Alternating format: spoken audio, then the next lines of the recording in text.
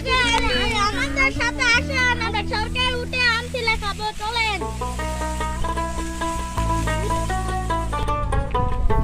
দেখেন আমরা রাস্তাতে চলে এসেছি, আপনারা কতগুলো আম এখন ছিলে খাবো। ধরো, দেখো আমরা এখন খাবো, আপনারা দেখুন।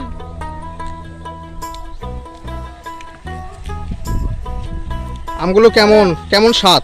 সেই স্বাদ, কাটলে বুঝতে পারবো। কোথা থেকে আম আনিছেন আপনারা? হাসলা